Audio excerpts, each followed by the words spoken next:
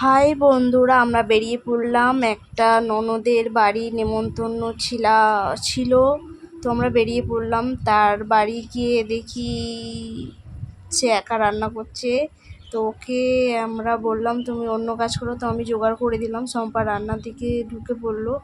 তো নন্দাই ভাবছিল যে ছবি তুলছিল, কিন্তু ছবি তুলেনি, ওদের ভিডিও করছিল। ওরা খুব হাসাহাসি করছিল আর খুন্তি নিয়ে যুদ্ধ করছিল ওরা রান্না করতে গিয়ে।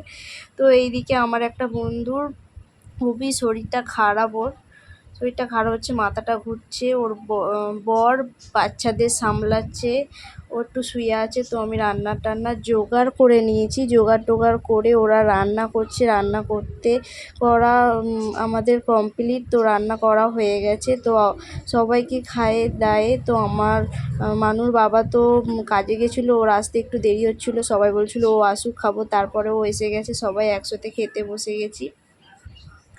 খেতে বসে তো শম্পা সবাইকে খেতে দিচ্ছিল। আমার বড় এসে গেছে, তো আমার বর খেতে বসেছে।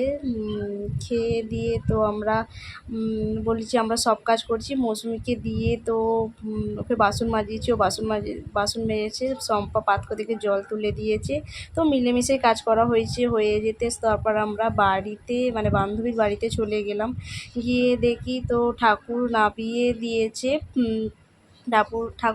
দিয়েছে। বরণ করে নিয়েছে। ঠাকুর বিসর্জন করে দিয়ে তারপরে ছোট্ট করে একটা অনুষ্ঠান হয়েছিল। তো ওরা মানুষ নাচার জন্য ওখানে সেজেগুজে দাঁড়িয়েছিল। তো তারপর ঠাকুর বিসর্জন হয়ে গিয়ে তো একটু সবাই এনজয় করলো।